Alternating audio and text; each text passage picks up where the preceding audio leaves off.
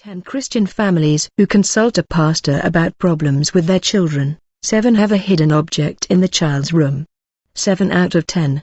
This isn't a statistic I read in a book, it's a statistic I know because for 11 years, I was the one placing those objects. I was the one transforming children's rooms into instruments of family destruction. And today, I'm going to reveal exactly how I did it. Have you ever wondered why your child changed overnight? A child who was sweet, obedient, joyful, and affectionate.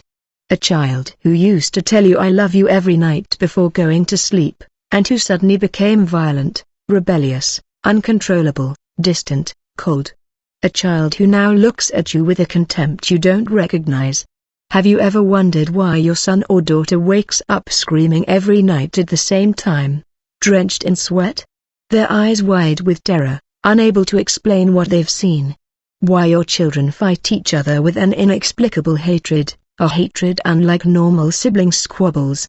Why your home, once a place of peace, love, and prayer, has become a permanent battlefield where everyone screams, everyone cries, and no one understands why. My name is Makala. I'm 35 years old, and for 11 years, I was what is called in Kinshasa a modern-day Unanga. A sorcerer who blends ancestral Congolese techniques with contemporary urban methods. My specialty was children, not to heal them, but to use them, to turning innocent children into unwitting instruments of family destruction. In this video, I'm going to reveal the 3 types of objects we were hiding in children's rooms to destroy Christian families from within. 3 objects your child might be touching every day. 3 objects that explain why your family is falling apart for no apparent reason. But before I reveal them, you need to understand why children are targeted first by the forces of darkness. Because when you understand that, everything else will make terrible sense. If you have children and this topic concerns you, press the like button now, not for me. So that parents who don't understand what's happening in their homes can watch this video and stay until the end, because the 3rd object is the one that made me vomit with disgust the day I understood what I was really doing. My story begins in the Ngilima district of Kinshasa, the capital of the Democratic Republic of Congo. My maternal uncle, Father Luzolo, was the Nganga, head of the family, of our family. For decades. He was a man the whole neighborhood respected, not because he was kind, but because people were afraid of him. When he walked down the street, the neighbors lowered their eyes. When he spoke at family gatherings, no one contradicted him. He had a power everyone felt but no one dared name. In our family tradition, power is passed down to the eldest son of each generation on the mother's side. It's a chain that goes back dozens of generations. My great-grandmother passed it on to my grandmother. My grandmother passed it on to Aunt Lucilo, and Father Lucilo was supposed to pass it on to the eldest son of the next generation. My older brother, Papi, was the designated successor. Everyone in the family knew it, even if no one spoke about it openly. But Papi died at the age of 24 in a road accident. A minibus crashed into a wall in the commune of Masina. The doctors said it was an accident. The police said it was an accident. But the whole family knew it wasn't an accident. Tint Lucilo himself said during the wake, they took him before he received the protection. And from that moment on, everyone understood that Papi's death was linked to the invisible world, and that the next in line to receive the spiritual inheritance was me, Makala, the 2nd son, the one who isn't prepared, the one who didn't want this power. I was 24 years old when Father Lucilo came to get me, one evening during the dry season. It was hot in Kinshasa, that heavy, humid heat that clings to your skin. My uncle didn't ask my permission. He didn't knock. He entered my mother's house as if it were his own. He took me by the arm with surprising strength for a man his age and led me, without a word, into a room behind his house that I had never seen in 24 years of family visits. A room hidden behind a thick curtain of dark red fabric. A windowless room lit by red candles that cast terrifying shadows on the walls, objects hanging everywhere, statuettes, knotted fabrics, jars containing liquids I couldn't identify in the dim light. The smell was strong, a mixture of smoke and something organic that I didn't want to identify. And for those consecutive nights, from midnight until 4 a.m., Father Lucillo initiated me. He passed on to me the knowledge our family had kept for generations, incantations in a language I didn't know, an ancient language Father Lucillo called the language of the founders, techniques for preparing objects, rituals for spiritual charging, methods for placing spells with targets, formulas for remote activation, and above all, the fundamental philosophy of our family practice. Among all of Father Lucillo's teachings, one constantly recurred like an obsessive refrain: children are the gateway. That's what he repeated every night. Makala, if you want to destroy a house, don't touch the adults, touch the children. Because adults are protected by their prayer, their faith, their experience. But children are open. Their minds are like fresh soil. What you plant in them grows faster than in adults. And when the child changes, the whole family is affected. This philosophy became the foundation of my practice for 11 years. And it is this philosophy that I will explain today. Because if you understand why sorcerers target your children, you will understand why your family is falling apart.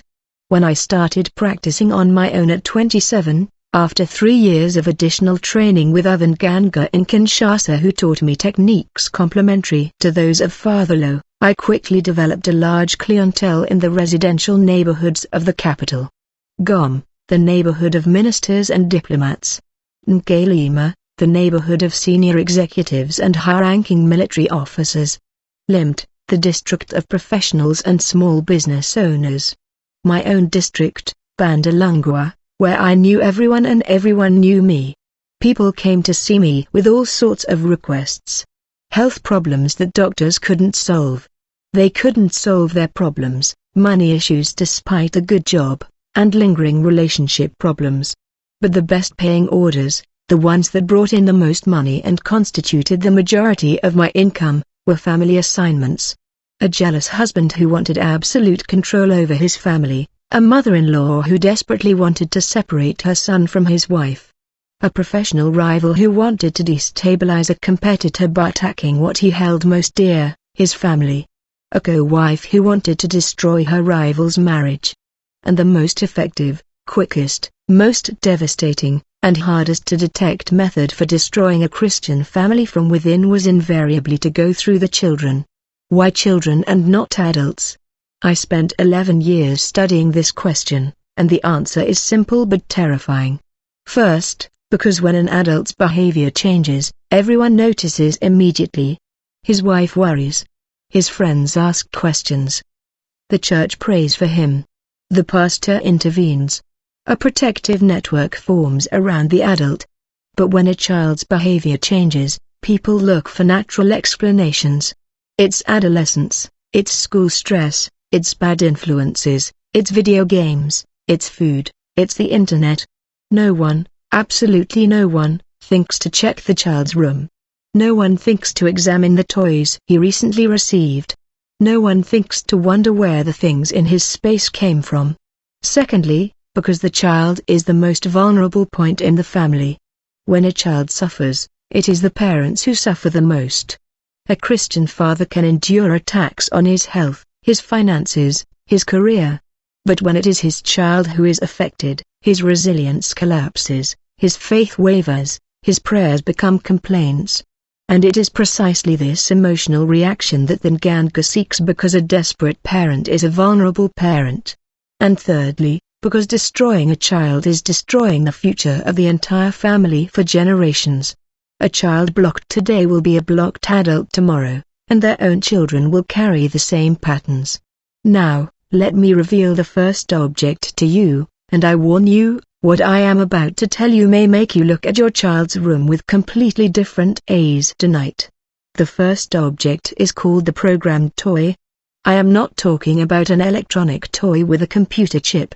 I am talking about an ordinary toy, a teddy bear, a doll, a ball, an action figure, a board game, any toy that has been ritually prepared and programmed by Nganga before being introduced into the child's room. How is a toy programmed? The process is longer and more complex than people imagine. Then Ganga takes the chosen toy and subjects it to a 7-day ritual. Not 6, not 8, exactly 7. Because the number 7 has a special significance in our practice. Every night for those 7 days, between 1 and 3 in the morning, then Ganga recites specific incantations over the toy, words in the language of the founders that Father Lucillo taught me. He bathes the toy in prepared substances, mixtures of plants, of soil taken from specific locations, of river water collected at specific times of the night. He exposes it to fumigations of resins and dried herbs whose odor is so strong that it makes even the Ganga using it dizzy. And at the end of the 7 nights, something happens. Something I could physically feel each time. The toy becomes different, not visually. It looks exactly the same as before the ritual. But when I held it in my hands after the 7th day, I could feel a vibration, a presence as if the toy were breathing. Because the toy now contained what we called a tenant, a resident spirit, an entity that lived inside the physical structure of the toy, clears throat, and patiently waited to be activated by the physical proximity of the targeted child. The activation happens automatically without any further intervention from an Ganga. The moment the child touches the toy for the first time, the tenant awakens, and from that moment, it begins its work. The work is simple but devastating. The tenant influences the child's emotions.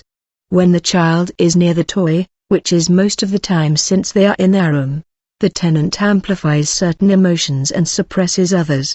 It amplifies anger. A child's normal, minor frustrations become uncontrollable fits of rage. The child breaks things, hits siblings, and yells at their parents. They become violent in a way that is not normal for their age. It amplifies fear. The child develops night terrors. They are afraid of the dark. They are afraid to sleep alone. They wake up screaming in the middle of the night. And these nighttime awakenings exhaust the entire family. The father no longer sleeps, the mother no longer sleeps, everyone is tired and irritable, arguments begin, and above all, it destroys the parental bond. This is the most painful effect for the parents.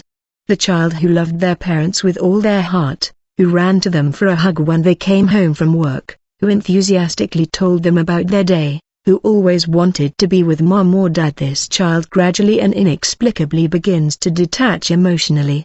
They no longer want to be touched. They recoil when their parents try to kiss them. They no longer want to talk about their day.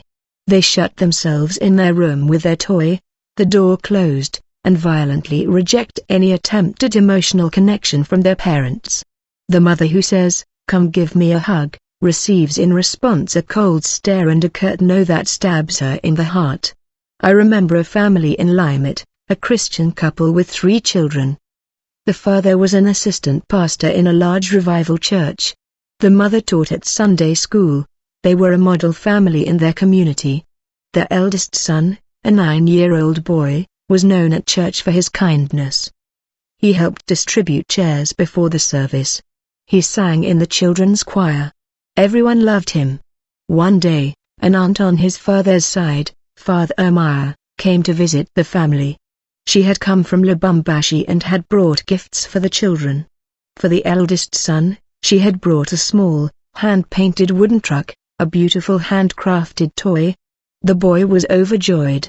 He put the truck on his bedside table and played with it every night before going to sleep. What no one knew was that Father Ermaya had been consulting me for 3 years. She hated her sister-in-law, the children's mother. She felt that this woman had stolen her brother from the family, that since his marriage, her brother had changed, that he no longer visited the family in the village, and that he no longer participated in traditional ceremonies. And she had paid me 200,000 Congolese francs to destroy this family of the interior, starting with the eldest. I had programmed that wooden truck for 7 nights, and as soon as the boy started playing with it, the tenant woke up. Within 2 weeks, the child who helped distribute chairs at church refused to go. Within a month, He was hitting his 4-year-old sister with a violence that terrified his parents. Within 2 months, he no longer spoke to his mother. He looked at her with cold contempt, which was nothing like the behavior of a typical teenager. And at night, every night, he woke up screaming at 3 in the morning. The mother began to cry every day. The father didn't understand what was happening to his son. They consulted a pediatrician who spoke of a behavioral disorder. They consulted a psychologist who spoke of hidden trauma. They consulted 3 different pastors who prayed for the child, but to no avail. No one, absolutely no one, thought to look at the little wooden truck sitting on the boy's bedside table. In 6 months, the couple, once exemplary in their church, were arguing openly in front of the congregation at Sunday services. Arguments about raising the children, mutual accusations. The father accused the mother of not knowing how to raise the children. The mother accused the father of being absent and not taking responsibility. Accusations that hadn't existed a few months earlier, tensions that had been created entirely by a little wooden truck on a bedside table. The father had resigned from his position as assistant pastor out of shame.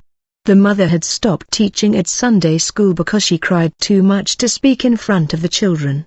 The 2 other children in the family had also started having nightmares because the inhabitant in the eldest child's toy had extended its influence to the entire bedroom that the 3 children shared. And the church members who had once admired this family now murmured in the hallways after services. Perhaps there was some hidden sin in this family. Perhaps the assistant pastor wasn't as wholesome as he seemed. People were searching for human explanations for a destruction that was anything but human. And Father Amiri, the aunt from Lubumbashi, got exactly what she wanted. Her brother was isolated, his marriage was falling apart, and he was so desperate that he was starting to call his family back in the village for help. Exactly where Father Amiri was waiting for him with a smile and open arms, ready to take back total and absolute control over her son. And this family from Limited's just one case, one among dozens of families I've destroyed over the years, using the children's room as my entry point. When God freed me from that life, the first thing I felt wasn't relief, it was horror. The horror of realizing I had used innocent children as weapons. Children who had done nothing wrong, children who didn't understand why they had become wicked, violent, terrified. Children who suffered in their own bodies and minds without being able to explain what was happening to them. And I had done it for money, for 2,000 francs, the price of a child sacrificed on the altar of jealousy in a tent. Understanding that programmed objects exist in your child's room is the first step. It's necessary, but understanding isn't enough. The object has opened doors in your child's spiritual life, and these doors remain open even if you remove the object. The tenant has created emotional patterns, habits of fear, rage, and rejection that continue to operate even when the physical object is no longer there. The damage is done, and the damage requires treatment. It's like poison, you can remove the bottle of poison from the kitchen. But if someone has already drunk it, removing the bottle doesn't cure them. Treatment is needed, an antidote is needed. A healing process is needed. After my own deliverance, I followed a 20-day process to close the doors I had opened in my own life. Because then Ganga is also affected by what he does. When you spend 11 years destroying children, your own mind is contaminated. And I had to cleanse that contamination day after day, door after door, for 21 full days. And what I discovered during this process is that the same techniques I used, throat clearing, to place objects in children's rooms, those same techniques were being used in other areas. To block family finances, to destroy marriages, to send chronic illnesses, to cause accidents. Placing objects in children's rooms is just one branch of a much larger system of destruction.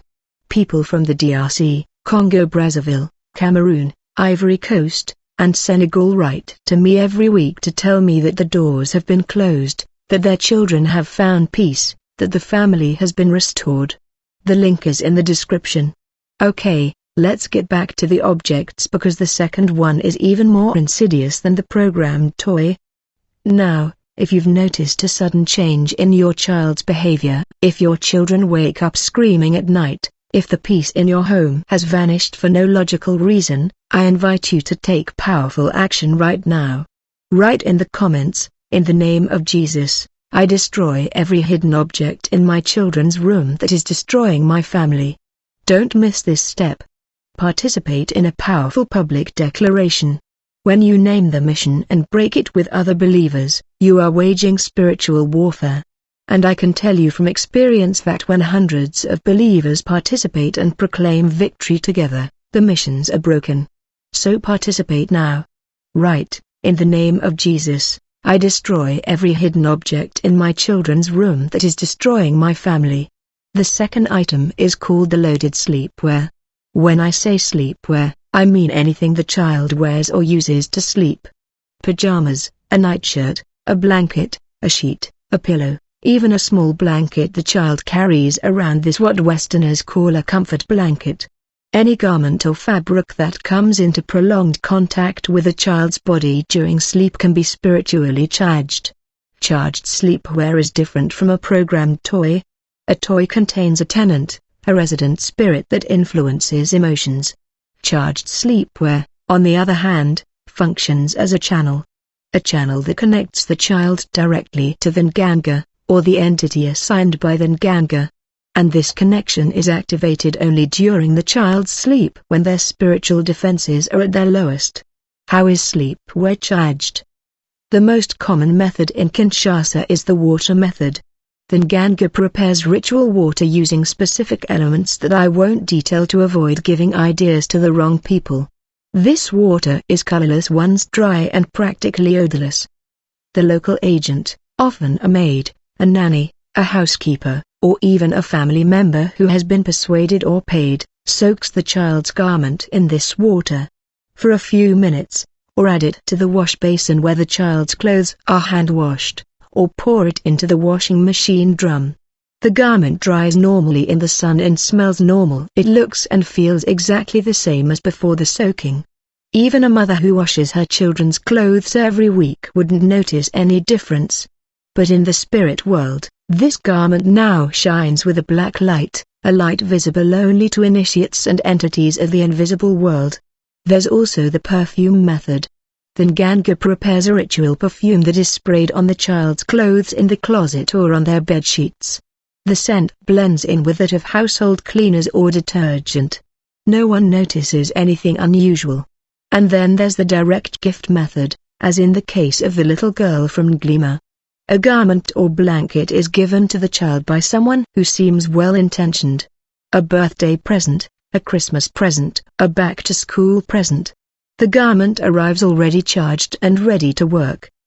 The effects of the charged nightwear on the child are very specific and manifest mainly during the night and upon waking. This is where it gets truly frightening for parents. The first effect is sleep theft. The child is physically asleep.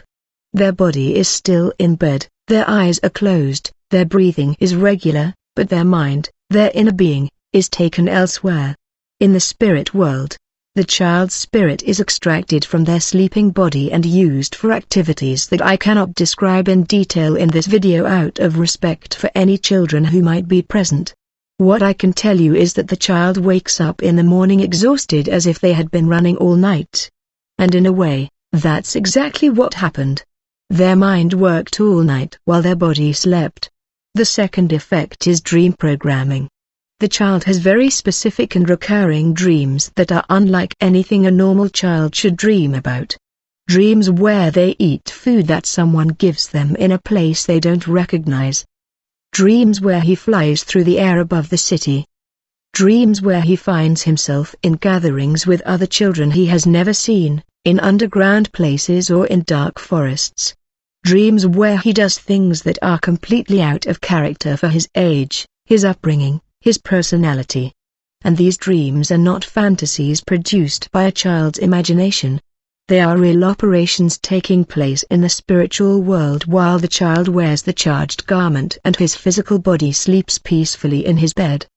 The child participates in activities in the invisible world without being aware of it, and in the morning, He wakes up with fragmented memories of his dreams. Memories he cannot explain and that deeply disturb him. Some children begin to be afraid of sleeping. They resist sleep every night. They cry when bedtime comes, and their parents think it's a tantrum or a fear of the dark. The third effect, and the most destructive to family unity, is the creation of a deep chasm between the child and parental authority. A child who wears a heavy nightgown gradually develops a deep-seated rejection of all forms of authority, especially that of their parents. This is not the normal, fleeting disobedience of a child testing boundaries. It is a profound, irrational, almost physical rejection that erects like a wall between the child and their parents. When the parent speaks, the child refuses to listen, not because they don't want to, but because something within them blocks the reception of the parental words. It is as if the parent's words are filtered and distorted before reaching the child's mind. When the parent gives a simple command, the child rebels whether the violence was completely disproportionate to the situation. Tidying their room became a 3-hour battle. Doing homework became a daily family drama. And when the parent tries to pray with the child, that's when the symptoms are most visible. The child becomes physically agitated. They can't stay still. They want to flee the prayer as if the words were burning them from within. They cover their ears, they scream, they cry for no reason. These are not the reactions of a normal child who is bored during prayer. I've seen 5-year-olds look their mothers in the eyes and say things no 5-year-old should ever hear. Cruel words, threats, phrases that clearly didn't come from a child's mind. And when the terrified mother recounted these episodes to the pastor spoke of demonic possession. But it wasn't a classic possession, it was the result of a charged nightgown the child had worn every night for months. There was a Castlemare that still haunts me today. A little girl of 7, the youngest of 4 children. Her parents were devout Christians. Her father was an elder in a well-known revival church in Kinshasa. Her mother headed the church's children's ministry. This little girl was the joy of the family, always smiling, always singing hymns. People at the church said she had a gift. The girl's paternal grandmother lived on the same property, and this grandmother had secretly practiced traditional witchcraft for decades. She had seen her granddaughter's spiritual gift and wanted to take it back and channel it into darkness. She came to me and said, "This child has a light I've never seen. If we can capture that light, we can use it to strengthen our nighttime gathering." I prepared a small pink blanket, a soft fleece blanket with little animal patterns. The kind of blanket the grandmother would naturally give to her granddaughter. And the grandmother gave this blanket to the child one Sunday after church, in front of the whole family, with a loving smile and a warm hug. The child adored the blanket. She slept with it every night, clutching it to her chest. She even took it to the sofa when she watched television. Within 3 weeks, the little girl who used to sing hymns no longer wanted to go to church. Within 8 weeks, she was hitting her elder sister with a violence that left marks on her skin. Within months, she no longer smiled at all. Her face had become dark, closed off, old for a 7-year-old. And at night, she would get up and walk around the house with her eyes were open, but her gaze was empty, as if something were guiding her. Her parents were desperate, completely lost. The father, this respected church elder known to all for his wisdom and integrity, wept alone in his office every evening after work. He didn't understand what was happening to his daughter. He had tried everything a Christian father could try, daily prayers for the child, a 3-day fast, all-night prayer vigils. He had invited 3 different pastors to come and pray at the house. One of them had even performed an exorcism, shouting and ordering the spirits to leave. But nothing worked. Nothing had changed because the pastor had prayed in the living room while the problem was in the bedroom, in a small pink blanket neatly folded at the foot of the child's bed. The mother wasn't sleeping at all anymore.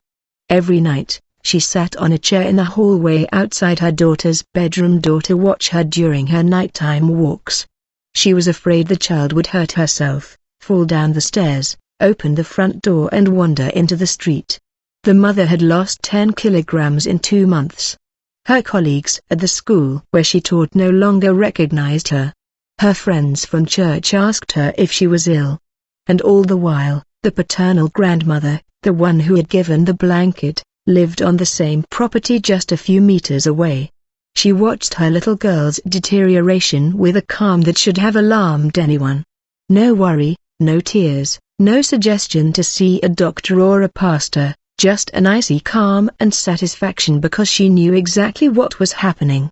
She knew the pink blanket was working exactly as I had promised.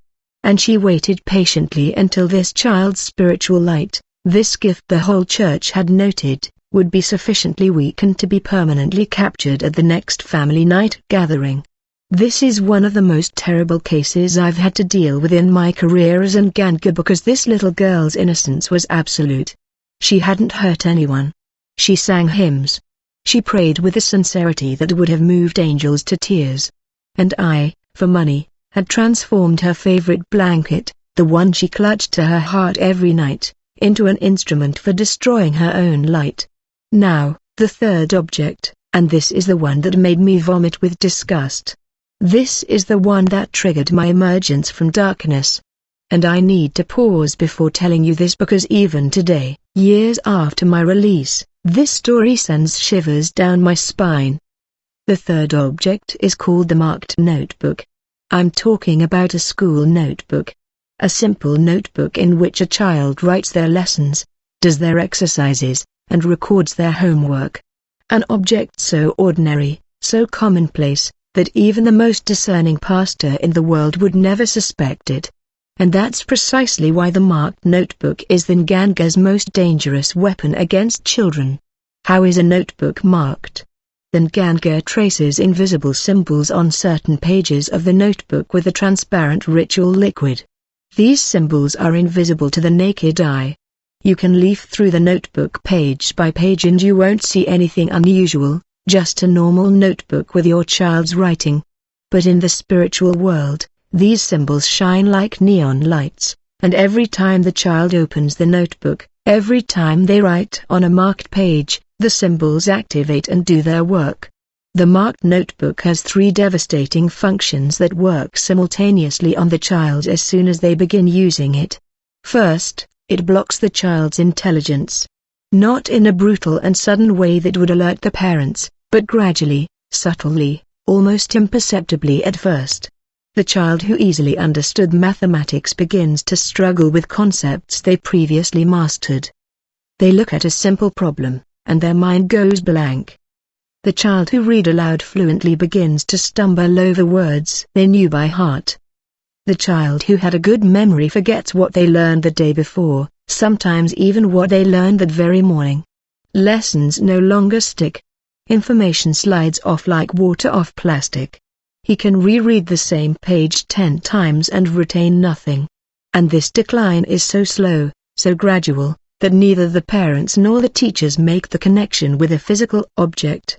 They think the child has become lazy, that he isn't making enough effort, that he spends too much time playing instead of studying, that he lacks discipline. And the punishment begins. The child is grounded, no television, no games. But the more he's punished, the more his grades drop. Because the problem isn't laziness or lack of discipline. The problem lies in the notebook he's ordered to open every night to do his homework. Every time he opens the notebook, the symbols are activated and the intellectual block intensifies. Secondly, the marked notebook creates a deep aversion to everything spiritual. A child with a marked notebook gradually develops a visceral disgust for prayer, for the church, for the Bible, for hymns, for everything related to spiritual life. This isn't a reasoned intellectual rejection like that of a teenager questioning their faith. It's a physical, bodily rejection.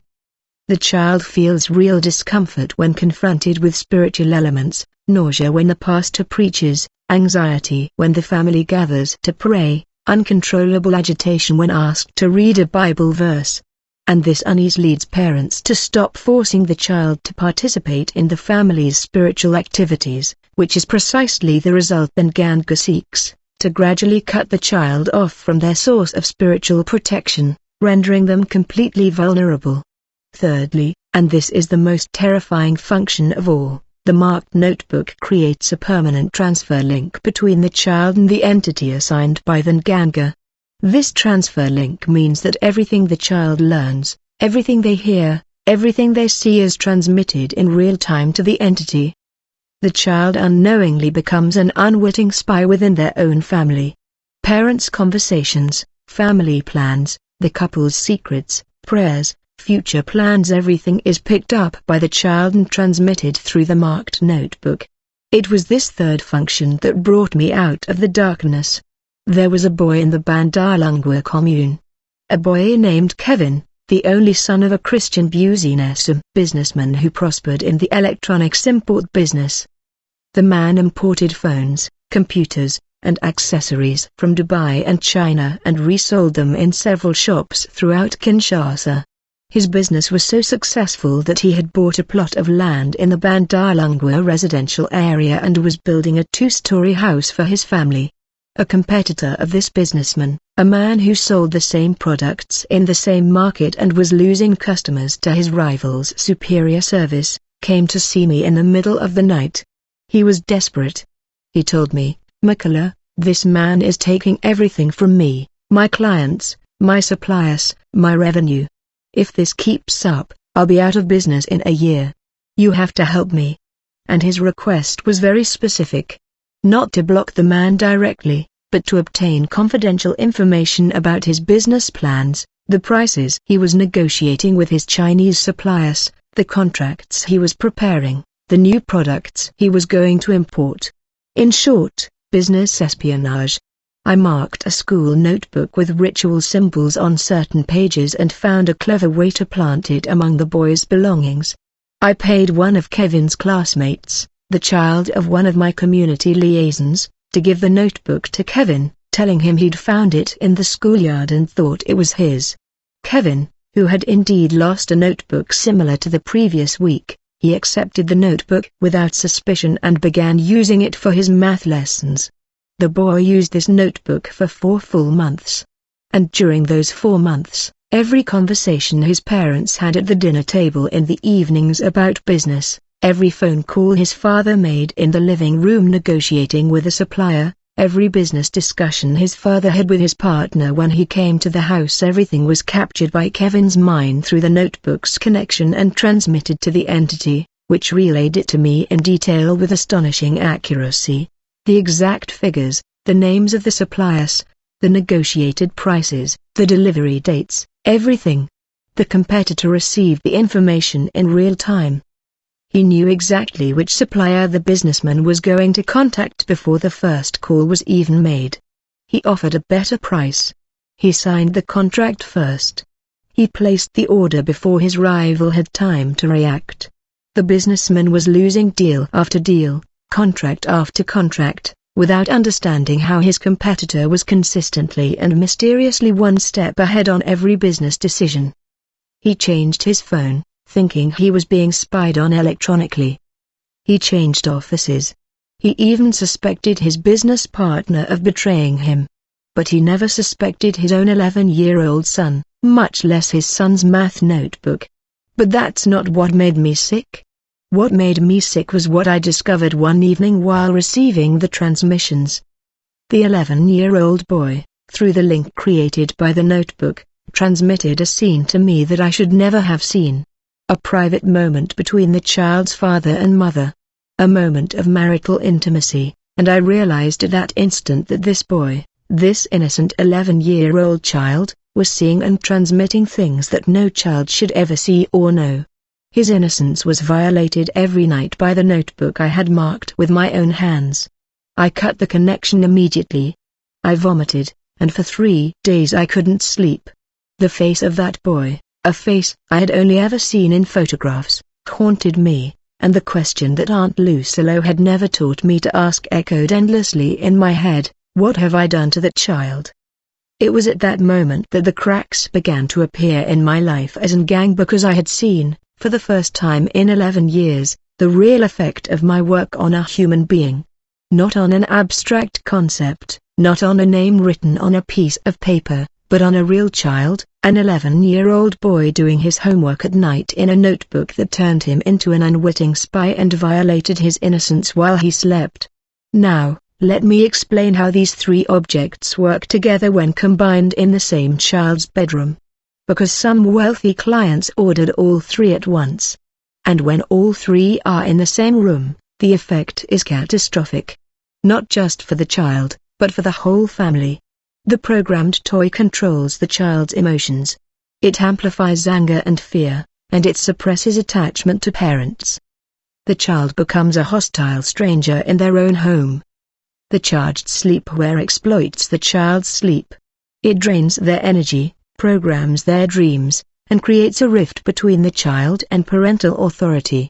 The child rejects all forms of discipline and structure, and the marked notebook blocks the child's intelligence, while the notebook stifles their spiritual life and transforms them into a conduit for family espionage. The three sets create a complete system of destruction. The child is emotionally destabilized by the toy. He is physically drained and spiritually exploited by the clothing. And he is intellectually blocked and used as a spy by the notebook. The result is a child who no longer resembles the one his parents knew. A child transformed into a living weapon against his own family. And the consequences for the family are devastating and predictable. The parents exhaust themselves trying to understand what is happening to their child. The mother cries, the father gets angry. Arguments begin between the parents because they disagree on how to handle the problem. The mother wants more patience, the father wants more discipline, and while they argue, the child continues to deteriorate. The other children in the family are affected as well, either directly by the objects in the shared room or indirectly by the toxic atmosphere in the house. Within a few months, a solid Christian family is reduced to ruins. The father doubts his ability to be a father. The mother doubts her ability to be a mother. The couple doubts their marriage, and everyone doubts God.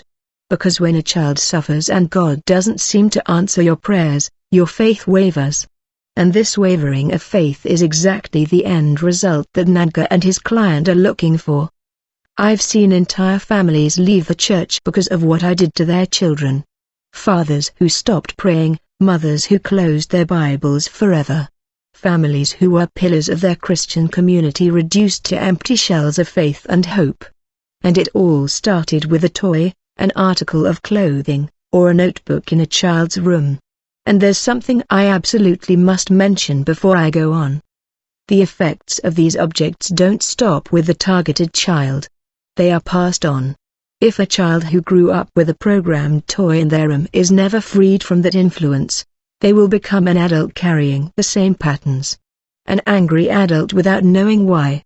An adult who fears the dark without understanding this fear. An adult who cannot maintain stable relationships because the suppression of parental attachment they experienced as a child has transformed into an inability to form emotional attachments in adulthood. And when this adult has their own children, these patterns will be passed on to the next generation, not necessarily through a new object, but through emotional habits, behavioral patterns, and unhealed wounds that the parent unconsciously transmits to their children. The father who never learned to express love because a programmed toy suppressed his parental attachment at the age of 9 will raise children who will never truly feel loved. The mother whose intelligence was blocked by a marked notebook will lack the intellectual and emotional resources to support her own children in their schooling. This is the most terrifying aspect of placing objects in children's bedrooms. It's not a one-off attack, it's a generational time bomb. An object placed in the room of a 7-year-old child in 2005 can still have effects on that child's grandchildren in 2045. 40 years of effect from a single object. That's the highest return on investment in the world of darkness. And that's why Ningangi like me targeted children first. Because affecting a child is affecting an entire lineage. I remember Father Lilo telling me, an adult you block is like a tree you cut down, but a child you block is like a seed you poison. The cut tree can grow back, but the poisoned seed will never bear fruit, and the seed it produces will also be poisoned. That was his philosophy. and for 11 years, I poisoned dozens of seeds throughout Kinshasa. But my complete deliverance didn't come until 3 months later, and it came in the most unexpected way. My own daughter, Grace, was 8 years old at the time. She was living with her mother in another part of Kinshasa. I had left them when she was 3 because the Nganga lifestyle wasn't compatible with family life. I saw her every other weekend, and one Saturday when she came to visit me at my house in Bandilungwa, she was sitting on my lap. She was playing with the buttons on my shirt and looked at me with her big brown eyes, eyes of absolute innocence. And she said something that shattered the 11-year wall that darkness had built around my heart. She said in a voice as soft and clear as spring water, "Daddy, every night I pray for you. I ask Jesus to bring you home because Mommy says you're lost somewhere in the dark. You're lost somewhere in the dark." The words of an 8-year-old child. Words so simple, so true, so devastating that no incantation, no ritual, no power of darkness could withstand their power because these words came from a pure heart, a child's heart that prayed every night for her father, unaware that her father was destroying other children every day. I took my daughter in my arms and I cried. I cried for hours, and in her tears, something broke. The chains of years, the legacy of fatherless Olo, the incantations, the techniques, the entities, everything collapsed like a house of cards blown away by the wind of an 8-year-old's prayer. The next day, I went to see a pastor I knew by reputation, a man experienced in delivering people from the old practices of darkness. And I confessed everything, the programmed toys, the charged night clothes, the marked notebooks, the dozens of destroyed families, the children used as weapons.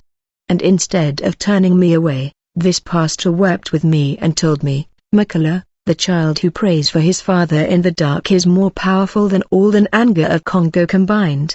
The road to restoration was long, painful, and lonely. The spirits I had worked with for 11 years didn't want to leave easily.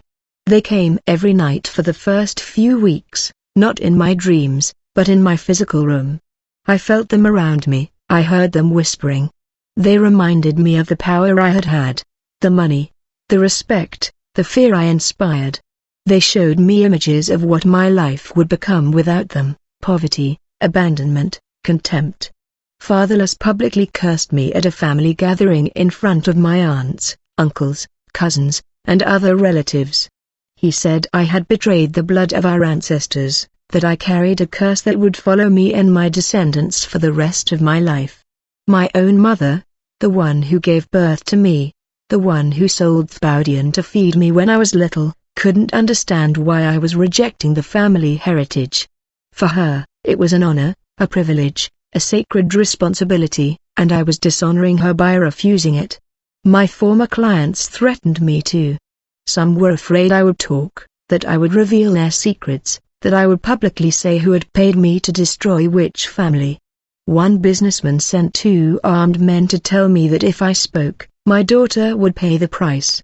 It was at this moment that I left Kinshasa with Grace and her mother to settle temporarily in a small town in Lower Congo, far from all of this. That I had known. I lost everything materially. The money I had accumulated over 11 years vanished in a few months. Not stolen, simply evaporated. Debts I didn't know existed appeared, administrative problems impossible to solve, bank accounts frozen as if the invisible world was systematically reclaiming everything it had given me over those 11 years. The pastor who was guiding me through my recovery said something to me one day that helped me understand this process. He told me, "Mala, the money of darkness is a loan, not a gift. And one day, the lender comes to reclaim what belongs to him, with interest." I found myself in a small 2-room house, without a car, without savings, working as a construction worker's assistant on building sites to feed my daughter and her mother. I, who used to wear suits and drive an air-conditioned car, was mixing cement under the sun for 3,000 Congolese francs a day. But in this poverty, in this utter destitution that eerily resembled the poverty of my childhood in Yopougon, I rediscovered something that 11 years of power had stolen from me. The ability to look a child in the eyes without feeling guilty. The ability to sleep at night without hearing voices that reminded me of my victims. The ability to hold my daughter, Grace, in my arms without wondering if somewhere in Kinshasa another child was suffering because of something I had made with my own hands. Grace was 9 years old now, and every night she would come and sit beside me on the small veranda of our house in Lower Congo, and we would pray together. No long, complicated prayers, just simple prayers, children's prayers. Thank you, Jesus, for Daddy. Thank you for the food. Thank you for our little house. Protect us tonight. Words so simple they could make a 3-year-old old man cry like a baby. One day, while we were praying together, Grace took my hand and said, "Daddy, before you had hands that did harm, now you have hands that pray. Isn't that better?" And she smiled the purest smile I've ever seen on a human face. And I understood in that precise moment that this little girl was the greatest miracle God had ever performed in my life. Not spectacular healings, not dramatic deliverances, not visions and prophecies. A 9-year-old girl praying for her father, believing that hands that had done harm for 11 years could become hands that pray. That is grace. And that is why God named my daughter that. I tell this story in the churches where I am invited to speak, and every time the parents weep. No sadness, only hope, because they understand that if a child's prayer can free an 11-year-old from darkness, then their own children's prayers can shatter any object hidden in any room. The ability to look a child in the eye without feeling guilty. The ability to sleep at night without hearing voices. The ability to hold my daughter Grace in my arms without wondering if I am destroying someone else at the same time. My brothers and sisters, if you are still here, it means that something in this testimony has touched your spirit as a parent, a mother, a father, a grandparent. What I have revealed today, the toys programmed with their inhabitants that transform children into instruments of destruction, the charged sleepware that exploits children while they sleep and creates chasms between them and their parents, the marked notebooks that steal intelligence, suppress spirituality, and turn children into unwitting spies. All of this is absolutely real. All of this is happening every day, even tonight, in the towns and villages of French-speaking Africa. And now I want to give you the specific signs that should alert you as a parent. First sign. Your child has received a gift from someone, a toy, an item of clothing, something of any kind. And in the weeks following this gift, their behavior has changed significantly. This may not be a coincidence. Make the connection between the date of the gift and the date of the change in behavior. If the two coincide, it's a major warning sign. Second sign, your child wakes up exhausted every morning, as if they haven't slept at all, even though they've slept for an hour or 10 hours. This chronic fatigue is accompanied by recurring dreams that the child cannot or will not talk about. Dreams that clearly disturb them. Third sign, your child's grades have plummeted for no identifiable reason. They were a good student and have become mediocre. This decline isn't related to a change of school, a change of teacher, or any traumatic event you know about. The drop is inexplicable by natural causes. Fourth sign, your child has developed a sudden and violent rejection of prayer, the church, the Bible, and anything related to spiritual life. This rejection doesn't resemble laziness or boredom, but rather a physical reaction of disgust or fear. Fifth sign, the atmosphere at home has radically changed since a certain object entered your child's room. Arguments between the parents have increased. Family peace has vanished. Everyone is tense, irritable, exhausted, and no one understands why. If you recognize 3 or more of these 5 signs in your family, the likelihood of a charged object being in your child's room is extremely high. But remember what my 2-year-old daughter spreaded in my life. Remember that scene. A man broken by guilt, chained by 11 years of darkness, set free in an instant by a child's simple words. Daddy, I pray for you every night. I ask Jesus to bring you home because Mommy says you're lost somewhere in the dark. A single prayer from a pure-hearted child broke 11 years of chains that the most powerful Nganga in Congo could never have forged. A single heartfelt cry to Jesus Christ tore down walls that decades of family tradition had built around my heart. And that's the most important truth in this entire video. Your children are not just targets. Your children are also the most powerful weapons in heaven. A child who prays is more dangerous to the darkness than Malanga combined. A child who sings praises makes the invisible world tremble. A child who loves Jesus sincerely is a fortress that all the techniques of all the sorcerers in the world cannot destroy. A child's prayer is the most powerful weapon in the universe. And no programmed toy, no charged garment, no marked notebook can withstand this power forever. The enemy knows this.